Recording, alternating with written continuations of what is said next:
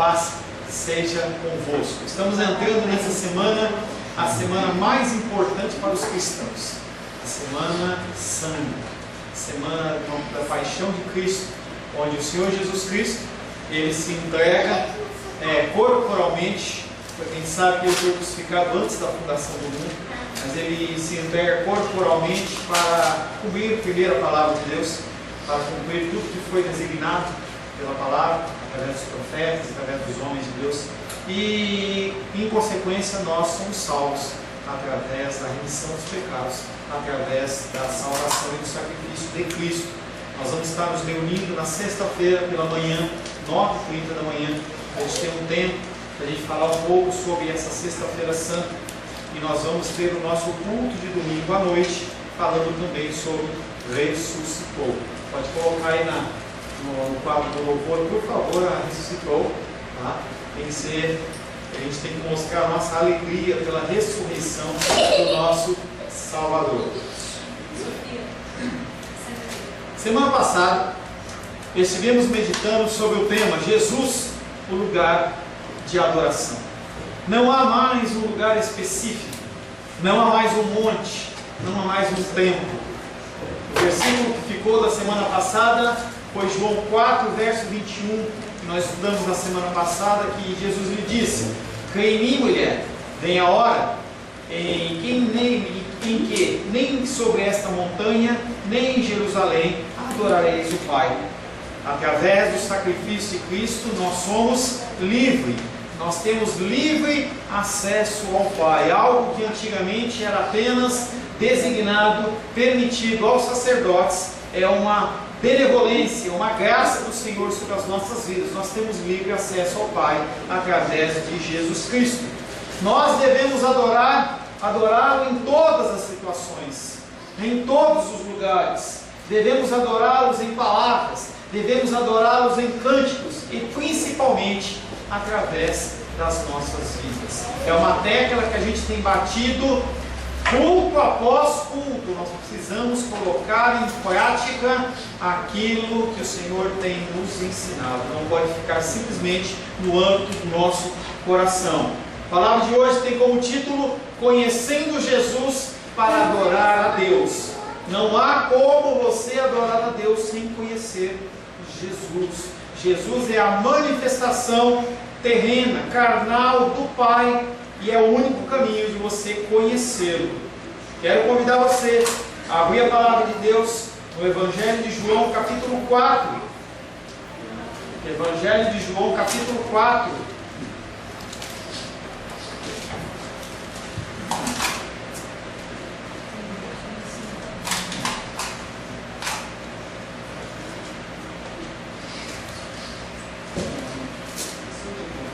Verso 14 em diante.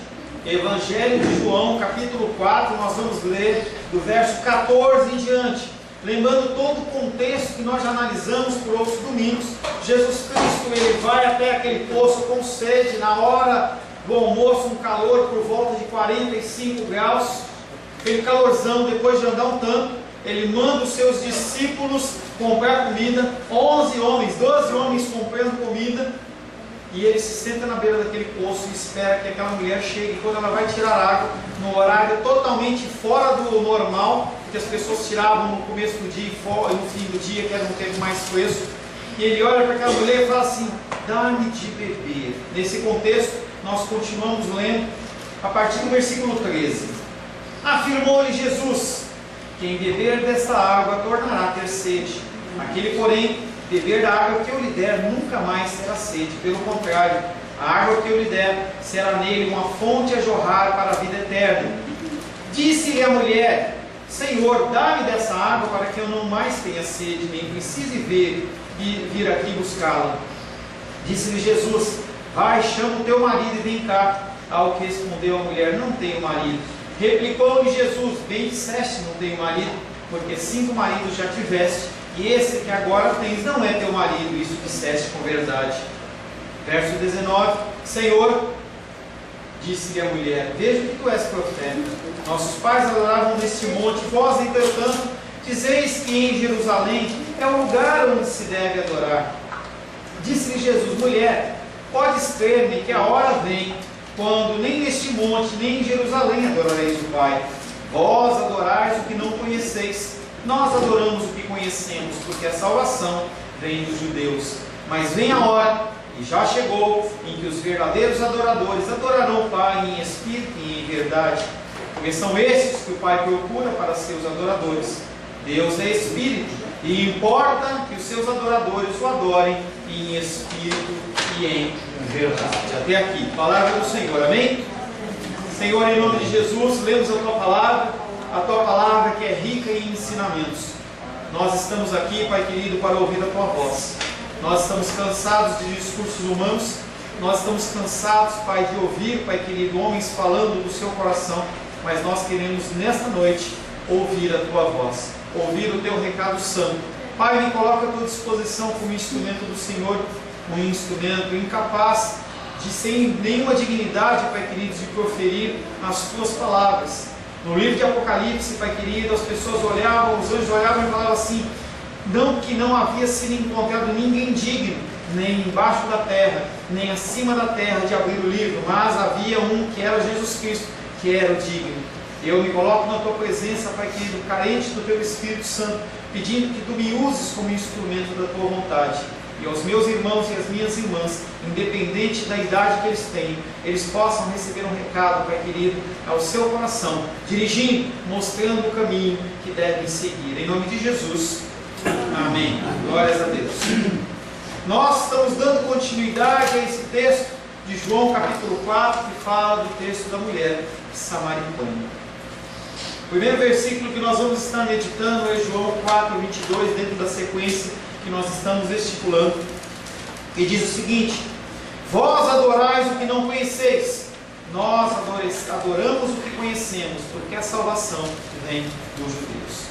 Jesus Cristo, ele continua dando continuidade. Na semana passada nós demos a primeira resposta, que quando aquela mulher começa a questionar, é no Monte Gerizim, é em Jerusalém, aonde a gente adora. Jesus Cristo, ele, na semana passada nós tratamos da primeira resposta, e agora ele começa a tratar a segunda parte da resposta para a mulher samaritana.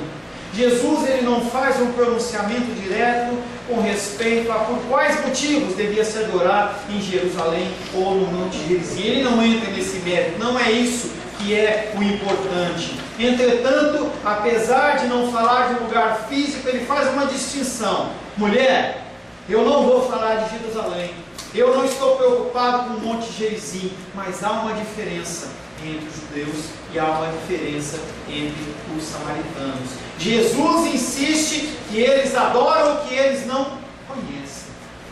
Eles queimam incenso a um Deus que para eles é desconhecido.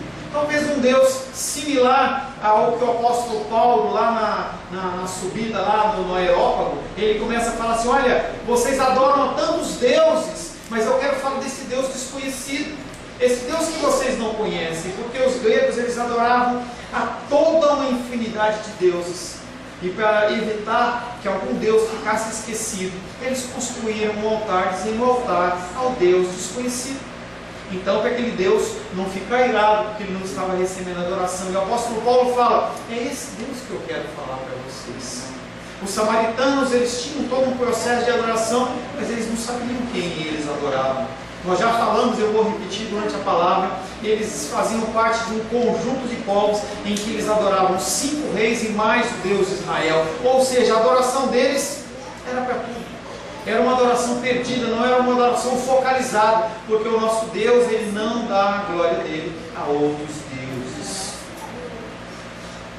Deuteronômio capítulo 13, verso 6 diz: se o teu irmão, filho de tua mãe, ou teu filho, ou tua filha, ou a mulher do teu amor, ou teu amigo, que amas como a tua alma, te incitar em segredo, dizendo: vamos e sirvamos outros deuses que não conheceste, nem tu nem teus pais. Havia essa problemática dentro do povo de Samaria. Eles adoravam o que não conhecia, então havia uma idolatria. Um dia que estava com dificuldade, faltando chuva, eles adoravam o Deus da chuva. Estava faltando a plantação, eles adoravam o Deus da plantação. E aí, em algum momento, eles poderiam adorar a Deus. Essa adoração para Deus, ela não serve. Você não é convocado a adorar a Deus. Você não é chamado para vir à casa do Senhor, mas se você quer adorar ao Senhor, você tem que adorar o Senhor conforme Ele instrui. Certo momento do povo de Israel, Elias, ele chama os profetas de Baal a um confronto, ele olha para aquele povo e fala: vocês querem servir a Deus? Sirvam a Deus. Você quer servir a Baal? Sirvam a Baal. Nós nunca vivemos um contexto de igreja cristã como nós estamos vivendo hoje, tão semelhante àquela situação de Elias, em que nos é oferecido toda sorte de adoração, em que você pode adorar homens, você pode adorar pastores, bispos, apóstolos, denominações, pessoas que dizem milagrosas e toda sorte de coisas, mas a palavra de Deus é clara: você quer aceitar o quê? Você quer ser uma pessoa benquista aonde? Você quer que os seus amigos da escola, os seus amigos do trabalho, o seu círculo de amizade te considerem como um cara legal? Ou você quer que o Senhor, Ele te considere um cara legal? Como um filho amado em que Ele tem prazer. As pessoas, elas andam como se esse Deus não fosse nada, como se fosse mais um Deus, e eles continuam caminhando para a sua própria destruição. Jesus Cristo denuncia, portanto, a idolatria dos samaritanos, e eu estou denunciando a idolatria da igreja cristã evangélica no Brasil. Eles adoram a 5 deuses diferentes e também o Deus de Israel. O objeto da adoração deles é, na realidade, desconhecido, porque se eles conhecessem o Deus de Israel, eles sabiam que eles não poderiam adorar a outros deuses. O Senhor não aceita isso. Ele não aceita isso. Jesus denuncia a idolatria. Jó 42:5, no fim do livro de Jó, quando Jó passa por todas as suas lutas e dificuldades, em que o Senhor o confronta de uma maneira pessoal, ele olha para Deus e fala: eu te conhecia só de ouvir, mas agora os meus olhos, eles te veem. Qual a importância de conhecer Deus? A importância? Será que não é necessário simplesmente você ter uma carteirinha de igreja? Não é necessário só simplesmente você ter aceitado e confessado Jesus como Salvador em algum momento da sua vida? Será que não é só necessário você ter sido batizado? Será que não é só necessário você ter um cargo na igreja ou uma frequência? Pastor, mas isso não é conhecer a Deus? Isso não é conhecer a Deus. Conhecer a Deus é estudar as Escrituras. Conhecer a Deus é ouvir a sua voz. É como Jó ser confrontado através da palavra ou através de alguma forma sobrenatural e se consertar. A palavra tem sido pregada domingo após domingo. Você tem ouvido domingo de manhã, você tem ouvido domingo à noite, você tem ouvido por aí a palavra de Deus. O que você tem feito? Você conhece a Deus? Você conhece esse Deus que você diz servir? Se alguém perguntar para você sobre esse Deus, você sabe falar dele? Você sabe falar o que representa essa semana? Será que essa semana é importante? As pessoas estão dentro das igrejas e não conhecem a Deus. Por isso que há tanta aberração. Por isso que o nosso Brasil está como está. Parte dessa situação é o posicionamento das igrejas, em que as igrejas, elas se prostituem, elas adoram outras coisas, e aí essa bagunça, ela é exteriorizada espiritualmente. Porque nós que deveríamos fazer a diferença, não o fazemos. Eu te conhecia só de ouvir, mas agora os meus olhos te veem. De um lado nós temos os samaritanos, que após a divisão das tribos, elas não recebem a mensagem profética. Eles não têm nada a não ser a Torá, a não ser o Pentateuco. Toda a revelação de Jesus Cristo através dos profetas, eles não têm. De um lado nós temos os samaritanos. E aí eles têm um conhecimento fragmentado. É por isso que a gente segue a palavra de Deus numa descrição e numa pregação expositiva, versículo a versículo, porque eu quero que você conheça o que você está lendo. É importante. É importante. Dava esse exemplo outro dia com o Sebastião, numa conversa que eu falava: eu posso pegar 5 livros para você e eu dar um pedacinho de cada livro e eu pergunto para você: o que esses livros estão falando? Você vai falar: eu não sei. E é isso que as pessoas têm vivendo, porque elas ouvem uma palavra daqui, ouvem uma palavra de lá, elas não conseguem ligar. Não tem como você entender o Evangelho de João se você não leu o Evangelho de João, se não lhe for explicado o Evangelho de João. Esses homens não tinham conhecimento, eles só tinham conhecimento do Pentateuco, mais nada, conhecimento fragmentado. Os judeus, apesar das suas infidelidades, eles eram aqueles que o Senhor escolheu para serem os dispenseiros da palavra. E eles tinham conhecimento da palavra, eles tinham a revelação na sua íntegra. Um judeu verdadeiro, ele conhece a Bíblia de Gênesis a Malaquias pelo menos. Ele conhece na sua inteireza. Um grupo não conhece e adora a Deus. O outro grupo conhece a Deus, mas não adora como se deve. Dois grupos errados. É o que Jesus Cristo está falando com essa mulher. Não se preocupa com Jerusalém, não se preocupa com Gerizim. Você tem que se preocupar em conhecer o Deus verdadeiro. Não se preocupar com religião, não se preocupar com procedimento. Não é isso que eu chamo você para ir na igreja todo domingo. Você não precisa de uma religião, você não precisa de uma denominação, você precisa de Deus. Você precisa ter no teu coração algo que ferve aqui, para que você possa tomar suas decisões do dia a dia, pautadas na palavra. Você precisa ler. Por isso que todos os dias nós temos que fazer o devocional. Conversava com as crianças hoje, vocês fizeram o devocional. Nós temos que incutir na cabeça das nossas crianças que todo dia ela tem que abrir o devocionalzinho dela, fazer a leitura da palavra de Deus, porque é o momento dela, mesmo que pequenininho, com Deus. Se nós não ensinarmos as crianças hoje a fazer isso, quando eles estiverem maiores, eles vão ter dificuldade. Eu vou separar para ler a palavra de Deus para quê? Para que eu vou ler? Para que eu vou separar isso? É necessário você ter um tempo devocional, seja criança, seja adulto, na presença do Senhor. Aqueles homens, um grupo não conhecia e adorava, outro grupo conhecia e não adorava como se deve. Será que você pode adorar do jeito que você quer? Será que você pode entrar na presença do Senhor como você quer? A resposta, ela é não. João capítulo 5, verso 39 diz: examinais as Escrituras, porque julgai ter nelas a vida eterna, e são elas mesmas que testificam de mim. Não tem como você conhecer a Deus, não tem como você conhecer, presta atenção aqui, não tem como você conhecer a Deus sem ler a palavra do Senhor, sem você meditar e estudar a palavra do Senhor. Tem que ser algo que você entende como uma realidade na sua vida. Dentro da comunidade judaica foi-se verificado esse propósito de Deus através dos profetas. O Senhor foi levantando profetas para trazer uma série de revelações, preparando a iniciação da nova aliança. Essa preparação ela foi caminhando até João Batista. Quando chega em João Batista, a antiga aliança ela começa a se diminuir, ela começa a desaparecer como uma fumaça, para que a nova aliança surja. João Batista olhava assim: importa que ele cresça e eu diminua. Ele está falando, importa que a antiga aliança diminua para que a nova aliança apareça. A nova aliança não precisa de templos. A nova aliança ela não é construída em cima de conceitos religiosos, mas a nova aliança é construída em Deus, construída na palavra, através da figura de Jesus Cristo. João 1,31 diz: eu mesmo não o conhecia, João Batista falando, mas a fim de que ele fosse manifestado em Israel eu vim, por isso batizando com água. João Batista ele cumpriu um propósito. Você tem propósitos na casa do Senhor. Os samaritanos eles estavam fora do curso da revelação de Deus. Você, em algum tempo que você não esteve no Evangelho, você estava fora da revelação de Deus.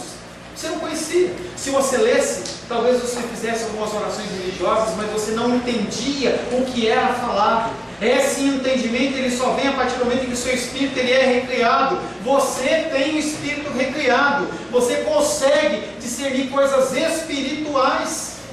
E você tem que começar a ler a palavra de Deus. Cristãos continuam não lendo a palavra de Deus, achando que eu já li, eu já conheço tudo. As pessoas elas andam com a Bíblia no carro, no painel, como um amuleto. Elas andam com a Bíblia debaixo do braço. Ou então deixam abertas na sua casa no Salmo 23, Salmo 91. A Bíblia não tem nenhuma função, não tem nenhuma função mística. Ela é um livro. A Bíblia ela é apenas um livro, contendo uma série de escritos, que se não forem meditados através do Espírito Santo de Deus, não valem absolutamente nada. a não ser condenação para você. Se não acha que isso aqui tem um valor místico, as pessoas acham que a Bíblia ela tem um poder místico. Poder, você dar um poder para uma coisa inanimada chama-se feitiçaria. A Bíblia, pela Bíblia, não tem poder nenhum. A não que ela seja grandona, você jogue na cabeça de alguém, mas ela não tem poder. O poder ela está na leitura através do Espírito Santo quando ela vem a ter vida. É aí que ela gera alguma coisa. Se ela não for proclamada, se ela não for falada, se ela não for pregada, ela está morta. Você coloca ela dentro da gaveta e não vai mudar nada. A gente vê uns filmes nos Estados Unidos que a pessoa vai procurar a Bíblia, ela acha dentro de uma caixa, entra dentro de uma gaveta, não faz diferença nenhuma. Você precisa ter contato com a palavra de Deus. Quanto conhecemos de Deus depende de quanto Ele quer se revelar a nós. E aí, uma coisa especial. Deus, Ele é... Como é que é a palavra? Você não consegue, eu não consigo dizer a palavra, mas você não consegue entender Deus. Nós não temos essa capacidade de entender Deus. Se Ele não se auto-revelar para nós não conseguimos entender. Então, à medida que você conhece, à medida que Ele próprio se revela a você, conforme você vai lendo a palavra de Deus, Senhor, me ilumina, Senhor, me ensina, Senhor, me capacita, e aí você vai recebendo de Deus. Você começa a conhecê-lo. Jó não conhecia procedimentos religiosos, mas não conhecia Deus. O Senhor, Ele começa a se revelar, Ele começa a falar sobre galáxias, começa a falar sobre uma série de coisas que são grandiosas demais, e Jó começa a falar assim, com quem eu mexi? Esse eu achava que eu conhecia, mas eu não conheço. Deus, Ele se revela para nós, através da sua palavra. No verso 22 que nós falamos, vós adorais o que não conheceis, nós adoramos o que conhecemos, porque a salvação vem dos judeus. Não significa que todos os judeus são salvos. Isso é uma ilusão. É uma ilusão, por exemplo, você achar que todos os católicos são salvos, você achar que todos os cristãos evangélicos são salvos. Não é por aí. Não existe esse conceito. A nova aliança, ela vem quebrando isso. Todo aquele que nele crê será salvo. Quando você é tocado pelo Espírito Santo de Deus e você tem o seu espírito recriado, independente de onde você estiver, você é salvo. E se você for salvo, você vai se espantar com pessoas que você vai encontrar no céu. Pessoas que você fala assim, não, essa pessoa aqui, será? Como que essa pessoa está aqui? Ou pessoas que você achava que deveriam estar lá e não vão estar. Porque o juízo de Deus não é o meu juízo. Os pensamentos de Deus não são os meus pensamentos. Os parâmetros de Deus não são os meus parâmetros. A declaração não significa que todos os judeus serão salvos. A salvação não é para um povo escolhido, específico, mas eles estão dentro do curso Revelação Salvadora de Deus. Os judeus foram separados pelo Senhor para carregar a palavra, da mesma maneira que os católicos foram. Quando a gente olha como igreja evangélica, se desfaz, a gente desdenha dos católicos romanos. A gente não pode fazer isso, porque a gente tem que entender que Deus, na sua soberania, escolheu esse povo para carregar a palavra de Deus por todo esse tempo. Se eles fizeram certo ou errado, é com o Senhor. Como nós estamos fazendo certo ou errado, é com o Senhor. Como os judeus que fizeram certo ou errado, é com o Senhor. No céu vai ter católicos, vão ter judeus e vão ter igreja evangélica. Se você confessa Jesus Cristo como Senhor e Salvador, em espírito e em verdade, não uma coisa apenas verbal, porque as pessoas que estão na igreja estão voando. Se você realmente tem uma conversão verdadeira, você vai estar com o Senhor no dia. Salmo 76, verso 1 diz: conhecido é Deus em Judá, grande é o seu nome em Israel. Não adianta você querer desvincular o nome do Senhor do governo judeu, do povo judaico. O reino do Messias, porém, ele será universal. Jesus Cristo, ele não morreu apenas por um povo ou para uma nação, mas ele morreu também para reunir em unidade os filhos de Deus que estão dispersos por toda a terra. João capítulo 4, verso 23 é o segundo versículo, que diz o seguinte: mas vem a hora e já chegou, em que os verdadeiros adoradores adorarão o Pai em espírito e em verdade, porque são estes que o Pai procura. João retoma o tema falando da hora. Que hora é essa? É a hora que está se aproximando da Sexta-feira Santa. A hora da sua morte, da sua ressurreição. Um divisor, um diferencial. Algo que acontece, que abala toda uma estrutura universal. Um fato muito mais importante que qualquer notícia do Jornal Nacional, qualquer notícia dessas retrospectivas. Uma notícia que marcou toda a humanidade. Essa hora se refere à morte de Jesus. Um novo e definitivo culto será inaugurado e eliminará tanto o culto samaritano como o culto judaico. Por isso que Jesus Cristo não está preocupado em falar se é aqui ou é lá. Quem gosta de fazer esse tipo de coisa é o ser humano. O ser humano ele gosta de te amarrar. Não, para você adorar você tem que fazer isso. Para adorar você tem que estar com essa roupa. Para você adorar você tem que estar com esse cabelo. Para você adorar a Deus você não pode estar com maquiagem. Quando você adorar a Deus você tem que isso. Quando Deus não fala nada disso, Deus está preocupado com o interior do seu coração. O que você oferece? Você está com o coração quebrantado? Pecador você é. Eu sou também. Mas Ele olha para o teu coração e tem que encontrar com o coração de Davi, um coração quebrantado e preparado e aceita e ensinável das coisas do Senhor. É esse coração que Deus quer encontrar em mim e encontrar em você. Esse culto não se dará mais a um Deus distante. Não é um Deus que fica lá. Não é um Deus em que você fala em hebraico, fala em grego e as pessoas não entendem nada. Não é um culto em que o sacerdote vai lá e fala em latim e as pessoas não entendem nada. É um culto em que você tem proximidade. O Senhor está junto com você.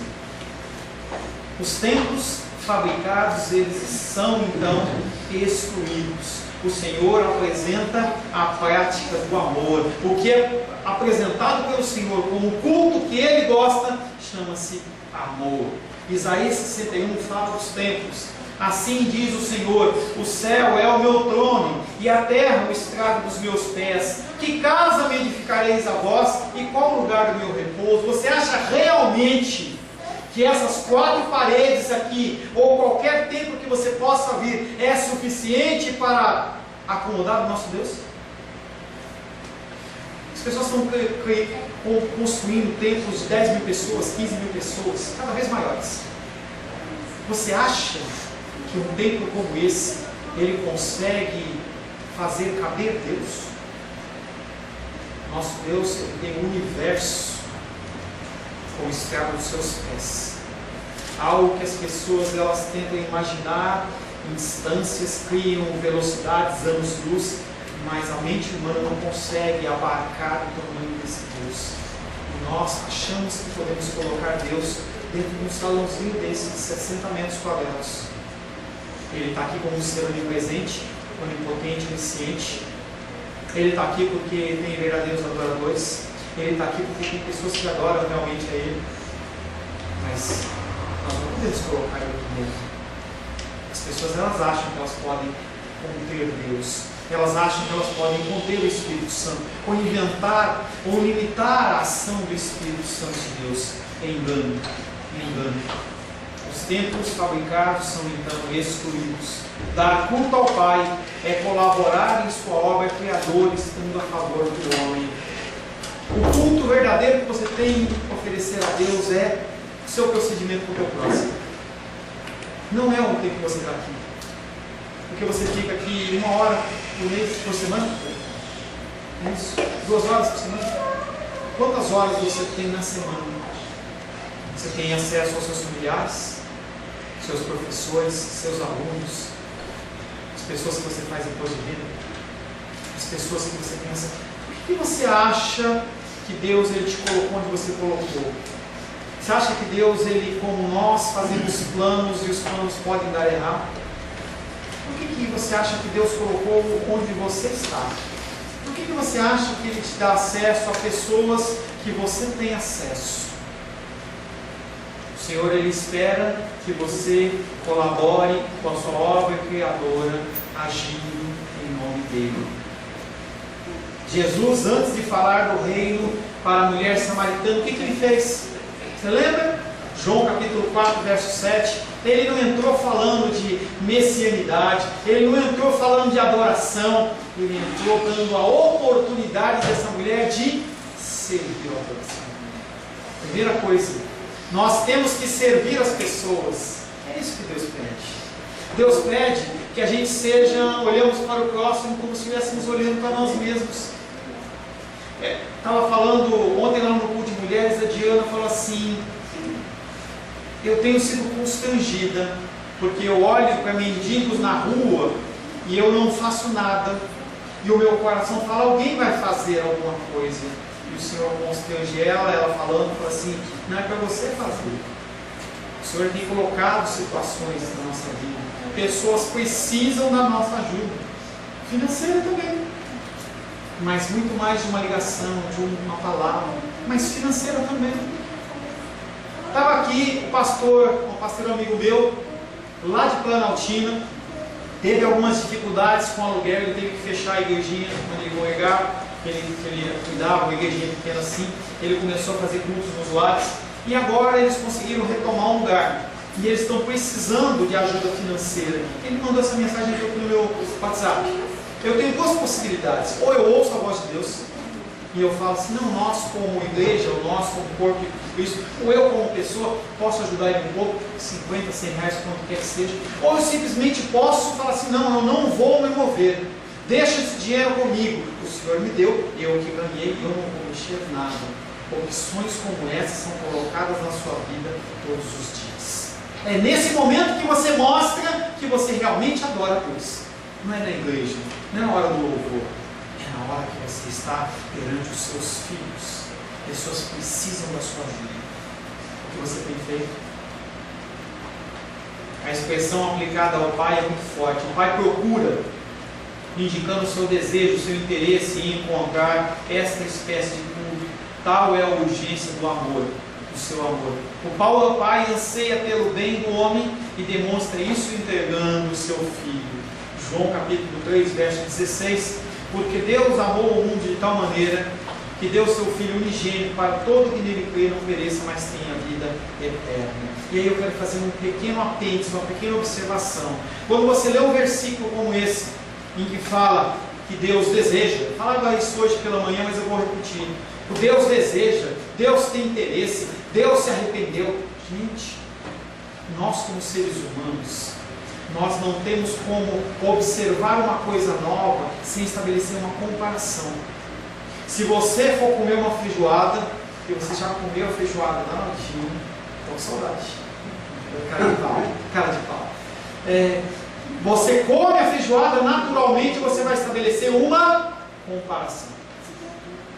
Se você tem um filho, você tem um segundo filho, naturalmente você compara. Nós somos seres humanos e nós fazemos assim. Se você tem um emprego e você tem um novo emprego, você compara. Nós trabalhamos à base de comparação. Mas quando nós entramos no âmbito divino, isso não funciona. Porque esse Deus, ele excede o meu pensamento e a minha mente.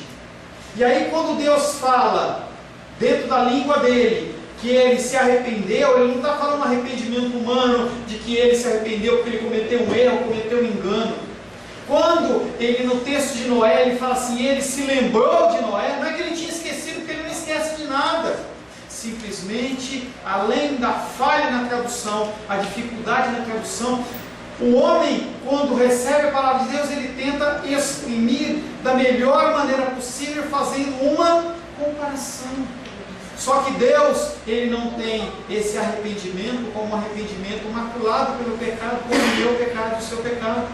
O arrependimento de Deus é um arrependimento puro e sem emoções humanas. As coisas que Deus faz, elas não são. A ira de Deus não é a ira humana. A nossa ira é uma ira pecaminosa, porque nós queremos satisfazer os nossos desejos e as nossas vontades. Então, quando você lê a respeito de Deus, não compare com as coisas humanas. Não faça isso, é errado. O culto antigo nos templos da religião nada significa. O verdadeiro culto é aquele que é esperado, é o culto do amor. Oséias capítulo 6, verso 6 diz: pois misericórdia quero e não sacrifício, e o conhecimento de Deus mais do que holocaustos. Deus, ele não precisa da sua homenagem. Você sabia disso? Que se você não vier num culto, ele vai continuar sendo Deus. Não vai perder glória, não vai perder majestade. Eu posso ficar entristecido, mas Deus não fica. se você veio ou se você não veio, Ele é imutável. Ele não muda, é uma característica de Deus. Ele é imutável. Ele não precisa ser homenageado.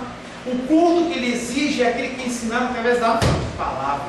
Tão fortemente como Jesus insiste que os judeus foram apontados por Deus para o privilégio e responsabilidade exclusivos, à medida que transmitiam os oráculos de Deus, Ele insiste que a posição privilegiada deles está acabando. Aqueles homens não são os únicos mais a carregar a palavra. Esse privilégio, ele é transferido para a igreja. Você tem esse privilégio de profetizar, de falar as coisas do Senhor. Você tem não só o privilégio, mas a obrigação. Se você se diz cristão, não tem como você ficar com essa boa nova guardada no seu coração. E aí, quando você compra um carro, quando você ganha uma coisa, compra um apartamento, você quer contar para todo mundo. E nós temos que entender que melhor do que isso é a boa nova do Evangelho. Você é pecador, eu sou pecador, nós temos o destino que é o inferno, mas há uma boa notícia. Jesus Cristo, Senhor, morreu e através do sacrifício dele você está salvo. Aleluia. A expressão, os verdadeiros adoradores, não faz uma distinção entre os adoradores antes de Jesus e depois de Jesus. Ele não faz uma expressão em relação ao povo católico e ao povo evangélico. Ele não faz uma aplicação literal nesse ponto. Ele está olhando o quê? O meu coração e o seu coração. É essa a verdadeira adoração. A verdadeira adoração não é você cumprir rituais. A verdadeira adoração é colocar em prática o que o Senhor fala. Aquele que me ama, cumpre as minhas palavras. Você tem ouvido a palavra de Deus, você tem cumprido a palavra dele. Se você não cumpre a palavra de Deus, você está dizendo para Deus: Deus, eu não te amo. Mais forte ainda, Deus, eu odeio os seus caminhos. Isso não serve. Pastor, é isso mesmo? É isso mesmo. Se você não cumpre os desígnios dele, você está sendo desobediente, você não é um filho dele. Você é um rebelde, você é um filho de Satanás. Por isso que nós precisamos colocar a palavra de Deus em prática. Não é um dia da semana, não é um mês, mas é todo dia, todo momento, em todas as situações. Entendendo que eu e você somos passíveis de falha. O Senhor sabe disso. É por isso que no final do dia você tem que ter um pequeno tempo antes de você exaurir as suas forças, de você viu o Fantástico, de você viu a sua série até meia-noite, 1h, que você não aguenta mais. Você precisa de um tempo para você fazer uma análise do seu dia e tentar fazer uma limpeza. Falar: Senhor, pequei, me perdoa, para que você possa continuar caminhando. Os verdadeiros adoradores não podem ser identificados por sua ligação a um santuário particular. Os verdadeiros adoradores não são aqueles que congregam na igreja cristã Semente de Vida.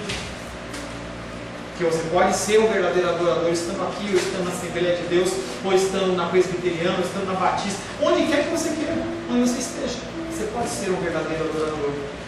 Nós não temos um santuário particular, mas por sua adoração do Pai em espírito e verdade, nós temos um culto racional. Você tem que entender o que você está fazendo. Você tem que pensar. Você tem que demonstrar amor ao próximo. E você tem que ter uma vida consagrada a Deus através de atitudes. Chega de falar, começa a colocar em prática. João capítulo 4, verso 24, último versículo que nós vamos meditar. Deus é Espírito, e por isso os que o adoram devem adorar em espírito e em verdade. A afirmação de João, Deus é Espírito, é explicada como amor em ação, não é uma coisa parada. Nós estamos no contexto de dengue, de Zika vírus, chikungunya, que não é chikungunya, chikungunya, água parada da doença. Pessoa espiritualmente parada fica doente. Você precisa ativar essa espiritualidade do teu coração. Incendeia o teu coração. Lê a palavra, busca os ensinamentos do Senhor. João capítulo 4, verso 13 e 14 diz: Quem beber dessa água tornará a ter sede. Aquele, porém, que beber da água que eu lhe der nunca mais terá sede. Pelo contrário, a água que eu lhe der será nele uma fonte a jorrar para a vida eterna. E essa fonte não é para você, é para as pessoas que estão à sua volta. Você precisa começar a falar do amor de Deus para as pessoas. Essa água é uma experiência constante através de Jesus, da presença e do amor ao Pai. João capítulo 4, 14b, só especificamente, será nele uma fonte a jorrar para a vida eterna. No teu coração tem que jorrar essa água. As pessoas têm que chegar para você e falar de coisas naturais, e você tem que falar de coisas espirituais, tem que trazer esperança. O mundo está bagunçado, o Lula vai assumir, a Dilma vai fazer. Tudo é conforme a vontade do Senhor. Você tem que trazer palavras de consolo. As pessoas estão desesperadas. Sendo o amor a linha do desenvolvimento, a sua ação irá realizando no homem o projeto criador. O Senhor ele desenvolve o amor através de você. O culto antigo exigia do homem renúncia a partir de atos externos. O culto novo exige de você mudança interior. O culto antigo frisava a distância, você não podia se aproximar do Santo dos Santos. O culto novo é o Pai, é o Abba Pai, é aquele que você pode sentir o perfume dele. É o perfume gostoso de alguém que te quer perto. Ele não quer mais esse relacionamento de longe, ele quer se relacionar com você de perto. Deus escolheu se revelar e Ele pronunciou a sua palavra. A palavra de Deus, ela é a expressão do Pai. A palavra encarnada é a única que batiza o seu povo no Espírito Santo. Não é a oração do pastor. Eu, no meu início de igreja cristã, as pessoas elas falam assim: não, se você quer receber o batismo do Espírito Santo, você precisa orar. Você vai que uma hora que Deus vê que você está realmente querendo muito, aí Ele te dá. Não é assim, gente. A palavra de Deus não fala disso. Ela fala que você aceitou Jesus como Salvador, aquele Espírito ele vem está no seu coração. Essa é a metodologia bíblica. Você não tem que depender de pessoas, é você relacionando-se com o Pai. Esse Deus que é Espírito, ele pode ser adorado apenas, única e exclusivamente em Espírito e em verdade. Mas o que é uma adoração em Espírito e em verdade? Nós já falamos. Essencialmente é uma adoração centrada em Deus, não no homem. Me ama, o Deus ele está preocupado comigo, Deus ele está desesperado porque não tem a minha atenção. Não, a adoração é centrada no homem, não em Deus. A gente tem que tirar a nossa adoração dessa centralização humana. Não é o homem que é importante, o homem não é importante é Deus. Por isso que nós começamos o nosso culto às 19 horas, porque eu entendo que o Senhor ele é aquele que tem que ser honrado. Então o horário do culto, uma coisa que até eu estava conversando com a Naldinha falando assim: papai, quando tinha o culto, ele começava na hora. Tem 1, tem 2, tem 5, tem 10, cada um tem que se organizar para fazer critério, não tem isso. E eu entendo isso como uma verdade, uma realidade. O culto é ao Senhor. Por que eu tenho que esperar o homem? Não é para o homem, o culto não é para Bené, o culto não é para Rosário, o culto é para Deus. A gente tem que começar o culto no horário correto. Adorar o Pai em espírito e verdade significa muito mais que uma ligação necessária com o Monte Gerizim, com a igreja cristã Semente de Vida, com a Catedral da Fé, com a igreja A, B ou C, mas você tem que estar ligado com o Senhor, sempre congregando, sempre tendo uma igreja onde você faz parte. Não entre nessa de você achar: eu vou congregar em casa, eu vou ler a palavra em casa. Não entra nisso, porque Hebreus ele fala que nós temos que congregar. Quando você para de congregar, você vai se afastando do Senhor, e você cria sua própria crença. Isso é muito perigoso. Os profetas falavam de um tempo quando a adoração não mais seria focada em um único santuário central, como quando a terra estaria cheia do conhecimento do Senhor, como as águas cobrem o mar. O livro de Apocalipse termina falando de uma visão de um reino onde não há templo. Apocalipse 21, 22. Nela não vi santuário, porque o santuário ele é o Senhor, o Deus Todo-Poderoso e o Cordeiro. Lá não vai haver luz, porque Ele é a nossa luz, Ele é a nossa água, Ele é a nossa fonte de águas vivas. A verdadeira adoração não consiste em lugares físicos.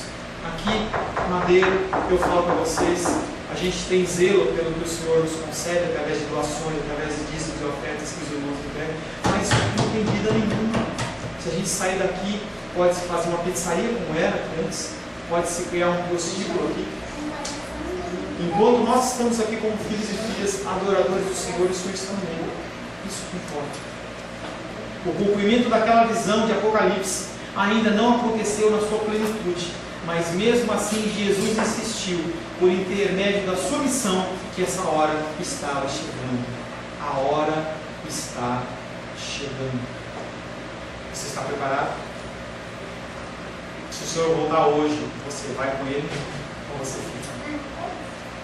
Na época do povo de Israel, tribos de Judá, houveram basicamente duas invasões de Jerusalém.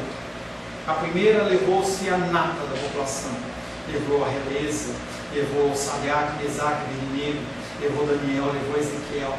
Depois teve uma segunda invasão em que realmente houve uma destruição total de Jerusalém e se levou mais uma parte do povo. Na vinda de Cristo não vai ter duas voltas, vai ter só uma oportunidade. Se você estiver vivendo o cristianismo verdadeiro, se realmente você teve uma conversão verdadeira, eu e você vamos subir. Senão, nós vamos ficar. E não tem mais o que ser feito. Uma vela de 7 dias. Eu não posso realizar um culto de expiação matando bichinho, não tem mais nada que eu possa fazer. Nela não vi santuário, porque o seu santuário é o Senhor, o Deus Todo-Poderoso e o Cordeiro. E aí, voltando no verso 24, para a gente finalizar, Deus ele é Espírito, e por isso que os que o adoram devem adorar em Espírito e em verdade. Feche seus olhos.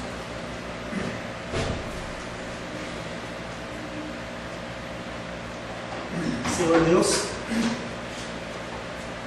pura palavra, Senhor. Nós, Pai querido, dentro do conceito humano, continuamos achando que apenas procedimentos, apenas atos religiosos, eles nos levam ao Senhor. Mas a Tua palavra diz que nós realmente temos que adorar o Senhor em espírito e em verdade. Nos ensina a adorar o Senhor em espírito e em verdade. Nos ensina, Pai querido, a entender os meandros da Tua palavra. Que nós possamos, Pai querido, vasculhar, Pai querido, garimpar, Pai, nós possamos investir tempo no estudo da Tua palavra. Que nós não nos preocupemos com quantidade de textos lidos, mas que nós possamos entender o que o Senhor quer falar conosco através da Tua palavra. Somente através da Tua palavra há mudança. Somente através da Tua palavra há transformação. Queremos nos apresentar a Ti, Pai, em oferta ou um sacrifício vivo no Teu altar, para que Tu faças conosco o que assim lhe aprouver. Ensina-nos a ser verdadeiros filhos e filhas em quem o Senhor tem prazer. Nós oramos em nome de Jesus. Amém. Glórias a Deus. A paz seja convosco. Meu nome é Paulo César. Eu sou pastor da Igreja Cristã Semente de Vida, aqui em Brasília, Distrito Federal. Me alegro que a palavra tenha te alcançado. A palavra faz isso. Ela alcança as pessoas aonde quer que elas estejam. E você foi agraciado com esta palavra. Não que eu tenha nada especial a te dizer. A palavra ela é suficiente e ela usa quem ela quer. E eu me alegro por ter sido um canal para poder te abençoar. Mas eu quero te dizer que não basta você ser um ouvinte. Não basta ser uma pessoa que se alegra quando você ouve a palavra de Deus. A vida ela é feita de decisões. Se você está ouvindo essa palavra hoje, eu creio que o Espírito Santo tem um propósito especial com você. Muito mais do que prosperidade, muito mais do que uma cura física, uma cura emocional ou espiritual, Ele quer te alcançar para a vida eterna. Nós investimos nosso tempo, nós investimos as nossas forças em coisas terrenas, mas o Senhor ele tem muito mais a oferecer. Ele tem sim para você a cura, Ele tem sim para você a prosperidade, mas Ele tem muito mais que isso. Submeta-se a um Deus que Ele é capaz de mudar e transformar a sua vida por completo. Creio que o Espírito Santo ele é capaz de tocar o teu coração. Quero pedir que você curve a sua cabeça. Senhor, em nome de Jesus, Coloco na tua presença essa vida que ouve esta ministração, que ouve esta palavra. Pai, eu não tenho capacitação nenhuma, mas o teu Espírito ele é capaz sim de tocar nesta vida, gerar nela mudança, transformação, arrependimento, e que ela possa simplesmente bater no peito, convencendo-se que é pecadora e que precisa de um Deus salvador. Não há um caminho a ti, meu Deus, que não seja através de Cristo. E eu lhe peço, Pai querido, que você alcance essa vida e ele possa sim tomar uma decisão pessoal pelo Senhor, em nome de Jesus. Amém. Amém, meu querido. Amém, minha querida. Fico contente que você esteja ouvindo essa ministração até o fim. E peço que você não se limite a ouvir os cultos pela internet. Você procure perto da sua casa uma igreja, um lugar que proclame a palavra do Senhor. Eu oro para que o Espírito Santo te direcione nessa busca, porque muita coisa tem sido oferecida que não é o Evangelho. Eu abençoo a sua vida em nome de Jesus. Amém.